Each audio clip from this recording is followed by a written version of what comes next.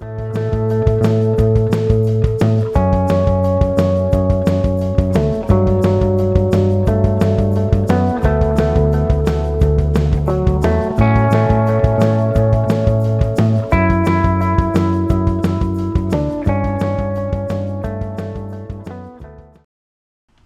guys, welcome back to another video on the channel, and welcome to episode 5 of my masking in Darktable epic undertaking. Okay, and in today's video I am going to introduce you to drawn and parametric mask combos. Okay, so we're going to start out with this image here, and we're going to end up in a position rather like we're in now, and our starting position is that.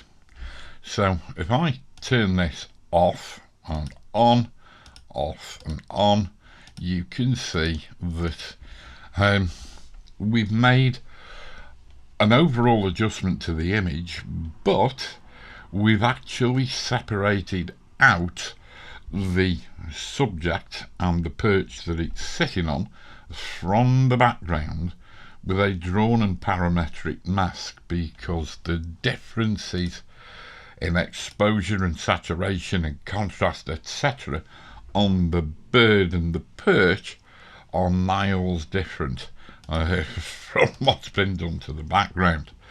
So without any further ado, I think we best get on. But before we do, I'm just going to tell you that we are going to make a single drawn and parametric mask, which we are going to be able to hand up the pixel pipe for use on other modules. And if I go to our active modules and I click the active modules tab again, you can see all the actual modules that are in the pixel pipe and the order that they're in.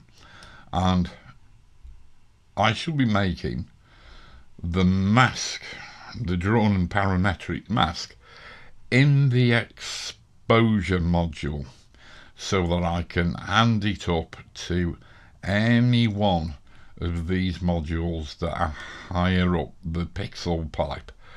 So we're going to make one drawn and parametric combination mask, which we can have multiple uses for. We can use it as many times as we like as an internal raster mask. Okay.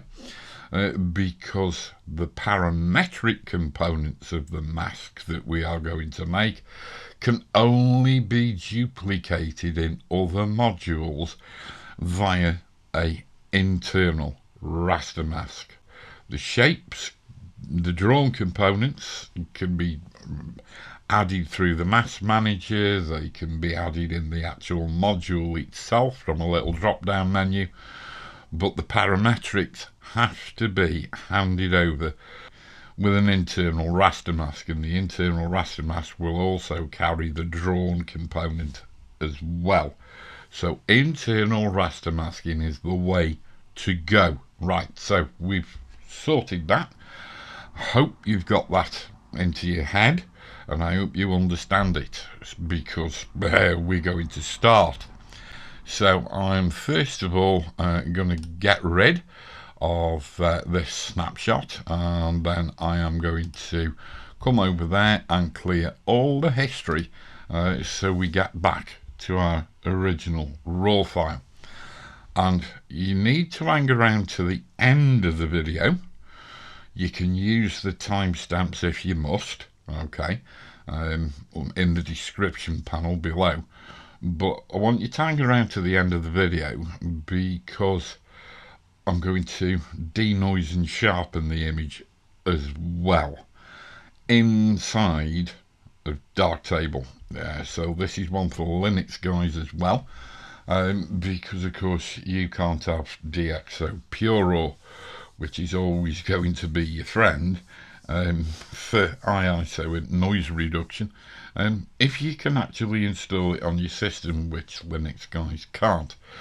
So we are going to do some within Darktable noise reduction and sharpening at the end. So without any more ado, let's crack on. So the first thing I'm going to do is come to our active modules, and you can see I've got the exposure module turned on, but as you can see there's no adjustments in it. But before we get there, I just want to do a couple of baseline global adjustments to the image to get ourselves into a position which is favourable for masking success. Right, so we're going to come to white balance first of all, and I'm going to change this to cloudy, and then I might actually warm it up by 5 or 6 myreds, and that will do for me. So we'll minimise white balance, and then I'm going to come to my base tab. And if you've been watching my Darktable videos for a while now, you'll know I've suddenly become a fan of Sigmoid Reinhard. And there we go, and that's done us a lot of favours in the highlights, because it's given us the best part of the stop of highlight headroom, and we haven't got any blacks that are touching the base of the waveform either. The next thing I'm going to do is something I've grown quite fond of. If we come to tone equalizer and come to the little hamburger icon for the presets, you can see that, as far as I know, every version of Darktable comes, or ships with or installs with a certain number of presets, and one of them is relight fill-in, and we are just going to click relight fill-in. But then what I'm going to do is open up the tone equalizer. I'm not going to change any of those points, no changes at all. I'm just going to come to any old masking tab down here, and I'm going to knock the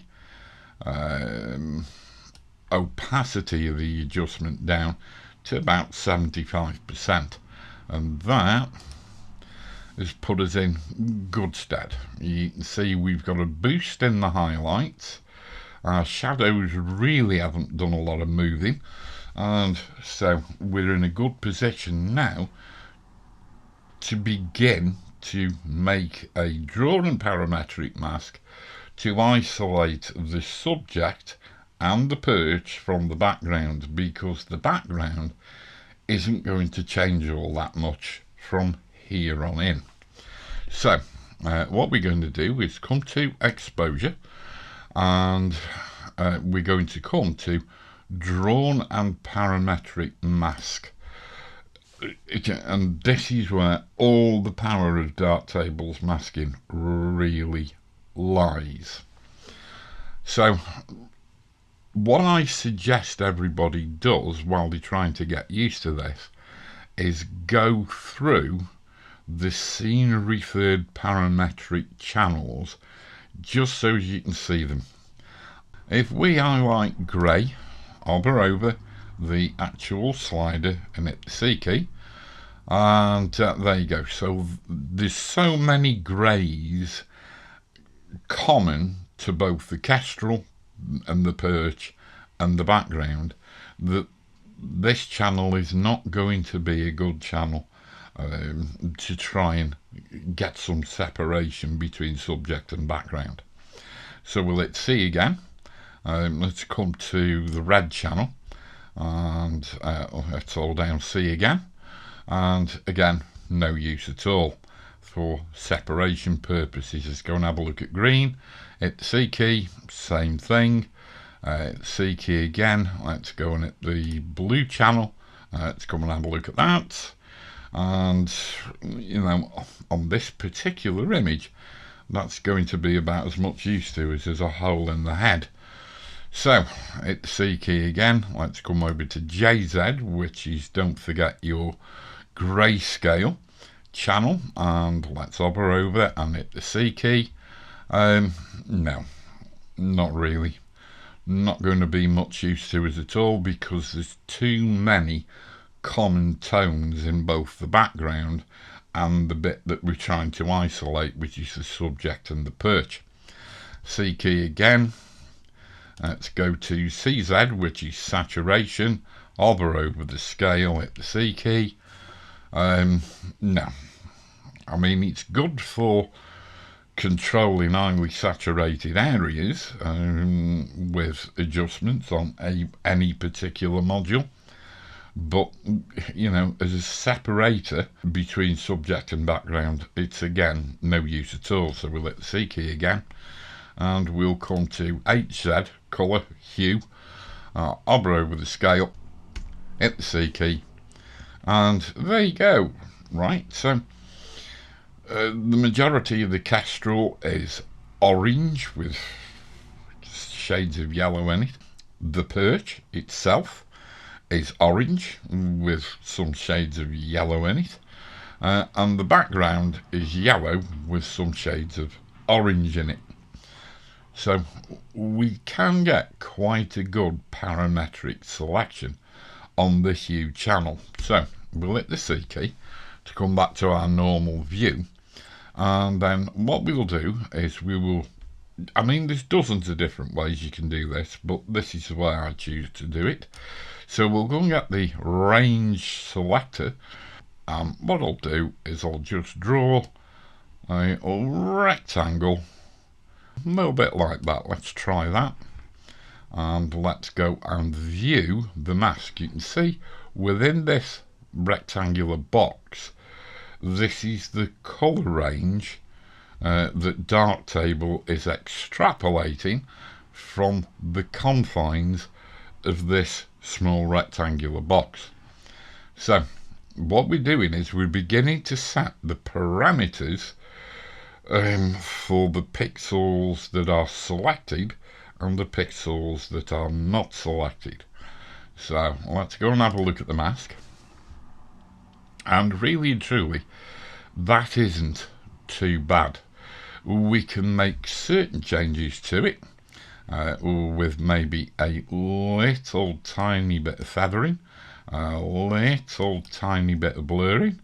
Okay, something akin to that. Now I will say this is a Z9 file, which is 45 megapixels. Well, the camera's 45 megapixels, so we've got 8,500 pixels on the long edge of this raw file. If you're using a 16 megapixel camera, or a 24 or a 30 megapixel camera, something like that, these values may well prove to be a little bit different on your raw files than they are on mine. So you've always got to bear that in mind. So we're not doing too bad here. We've got the majority of the birds selected. We've got some superfine details selected here. I'm just going to add a little tiny bit of mask opacity and a little smidge of mask contrast. Okay, so now what we've done is we've set the parameters in a very basic way, parametrically, within the confines of the image. So what we've done is we've selected everything that conforms to these settings here and these color settings here, but it's all across the image, and what we want to do is to isolate it even more. And of course the way we can do that is with a drawn mask, because a drawn mask defines a constraining area. Okay, so if I now go and get the tool I hate most in Darktable, which is the path tool, and I start up here, and you will just see this red line go on, and oh god, I absolutely loathe and detest this tool, but well, there you go. I love the pen tool in Photoshop, and everybody seems to think this is just like the pen tool in Photoshop. No, it isn't, because it's this constant rubber banding where it's trying to close itself off and it just gets in the way and it's trying to bezier bloody everything. It drives me up the wall. Now what I'm going to do is I'm going to just create a few little points here, and the mask isn't going to be perfect at the bottom. I'm going to have to come in and make some adjustments to it, but no worries. So we'll just put one last point in there, and then we'll right click to close off the path. And as you can see, all the pixels that were selected by the constraints of the parametric settings in the background have all gone, apart from these little bits down here, which we will now go and remove, because what I'll do is I'll pull that point down and pull it in. I will take the feathering away. I've just touched that resizing button, but it's all right. And I will just come in here as well, and we will take this point down and that point down, move this point in there, and then close the feathering off, and just like that. And I'm going to consider that pretty much done. Okay, now it looks a little bit ropey, but as I showed you in the video last week when we were looking at just parametric masking, these little grey bits that you can see don't really matter as much as you'd think. I just find this masking very much akin to masking in Lightroom, which is sort of fuzzy masking. That's the way I term it anyway, fuzzy masking, and it seems to work quite well.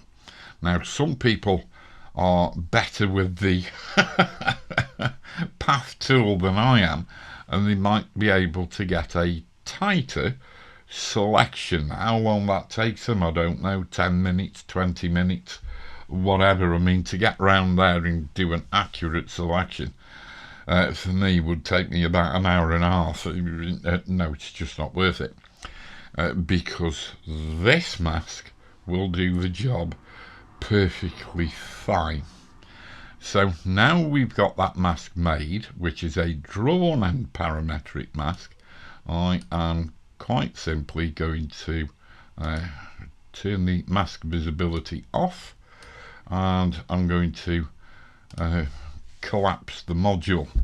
But you can see that it's got a mask attached to it, and what we could do is give this a name, and I'll go cell sub.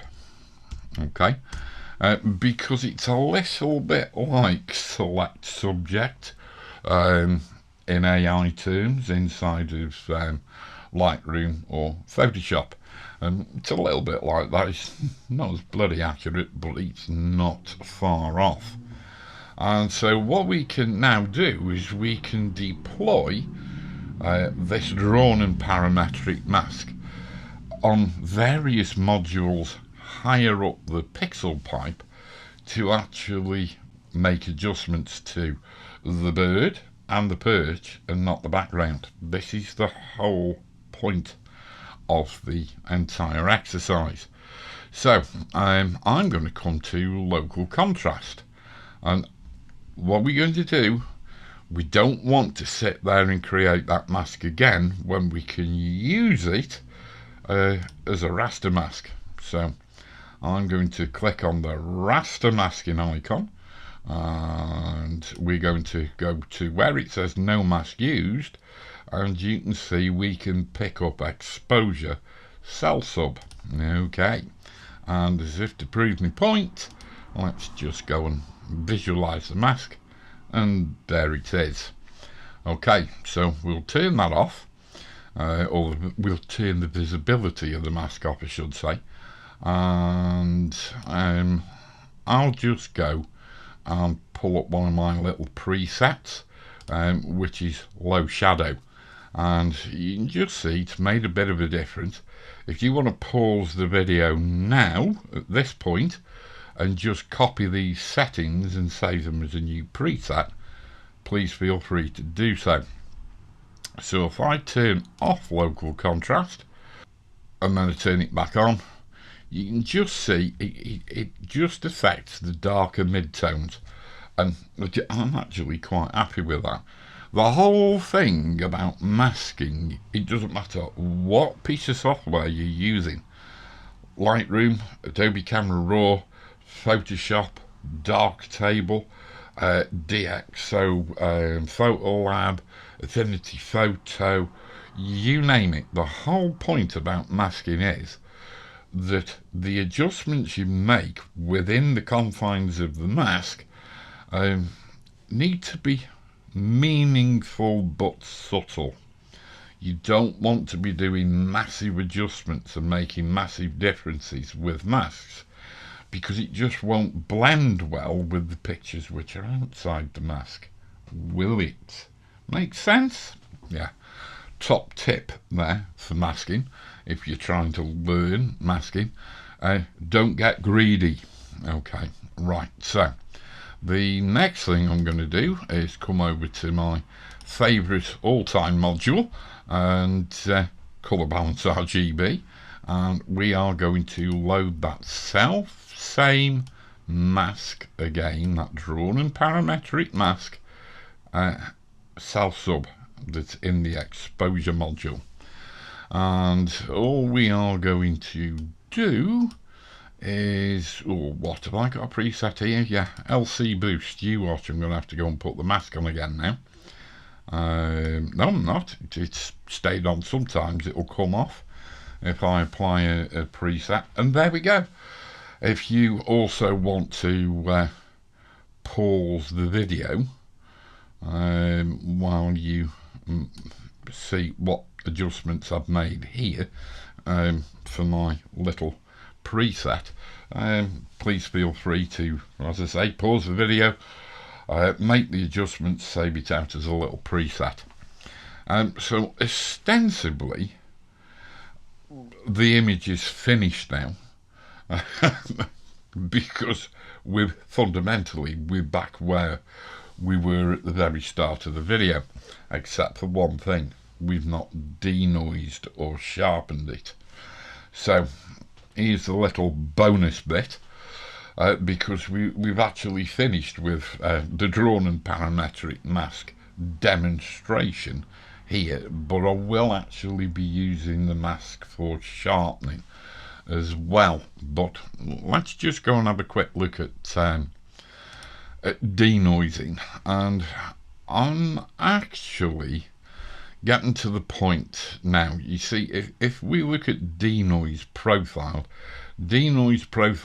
if you go and have a look at the full pixel pipe module order, denoise is one of the very first things that's done. It's done before exposure, so I can't actually use denoise from behind that cell sub exposure drawn and parametric mask. Can't be done, because I can't hand internal raster masks down the pixel pipe. They can only go up. So let's just go and have a look at denoise. I am really in favour of this one, which is one I've put in here, and you can see it's non-local means, but we are actually going to change that in a minute. We will come into this at 100%, and you can see that, I mean, on the background, that is about as much noise in the background as I would actually go with if it was using AI denoising in either Lightroom, Adobe Camera Raw, or DxO Pure Raw. But instead of going for non-local means, I'm just going to go for this other one, non-local means auto.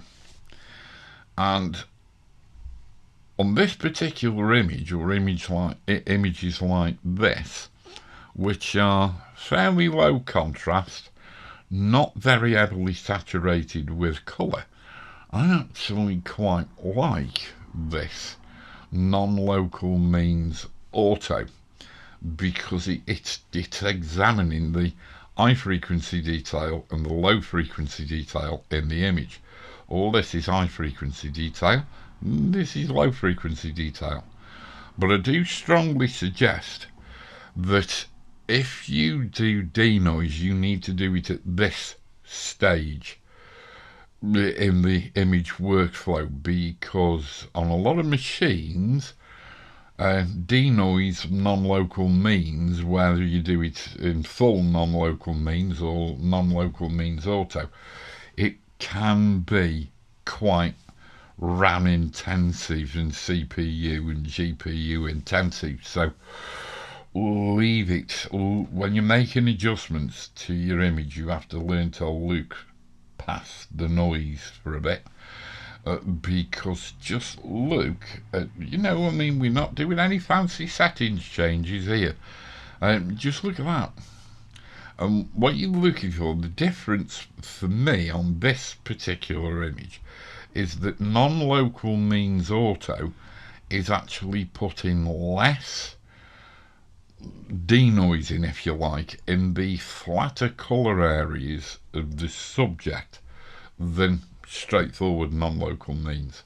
So I quite like this, because it saves prattling about making adjustments.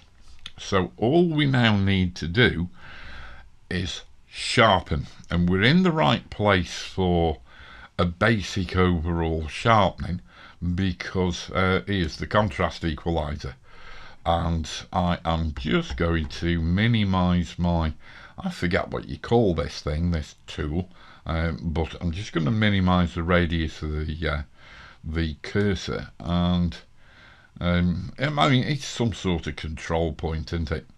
And I'm just going to lift those 2 points, and then I'm going to come into raster mask, and the first thing I'm going to do is turn the opacity of the adjustment down just a little tiny bit, and then we are going to go and load exposure cell sub. Yes, we are.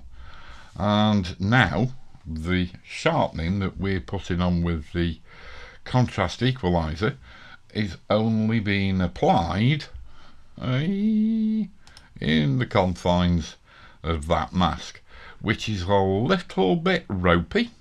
Yeah, I'm not disputing that. But what we can do is do a second iteration of contrast equalizer and just put a simple little brush mask on there, and just brush over the eyes, etc., and draw around the beak if you wanted to, and then the two of them will basically sit one on top of the other, and you will get sharpening on the eye and the beak. I'm actually not particularly bothered, because they are so tack sharp in the first place. So there we go, guys and gals. For non-AI driven denoising and sharpening, I don't think that's bad at all. It's, yeah, before we had AI denoising, which, let's face it, is a while now, I wish I'd known about Darktable. I wish I'd been able to use Darktable on the Mac, but the builds weren't there that were stable enough to be used, because this would have saved me so much time and effort.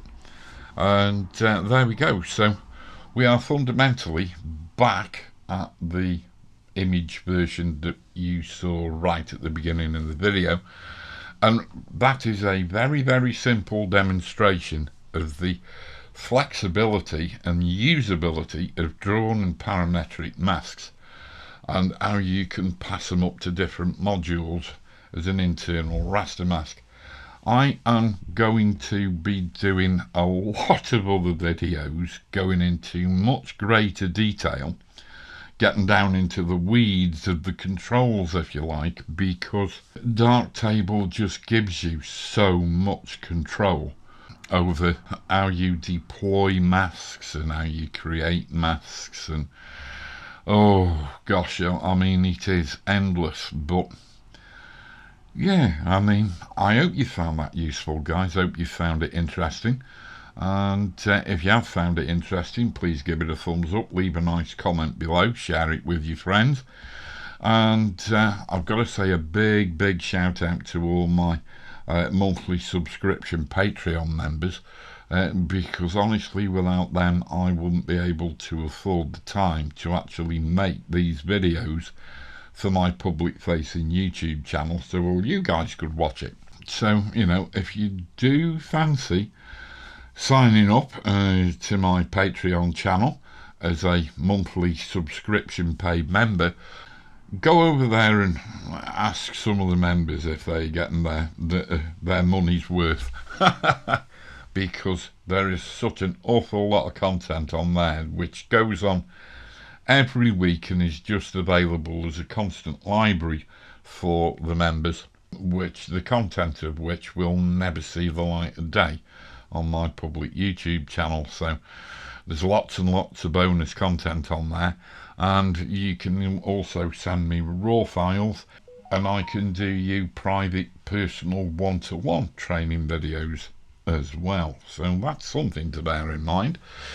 Okay guys, like I said, hope you found it useful, hope you found it interesting, and until the next time, stay safe, stay well, keep taking those pictures, and I'll speak to you very soon when we will be back with another Darktable masking video. Okay, see ya!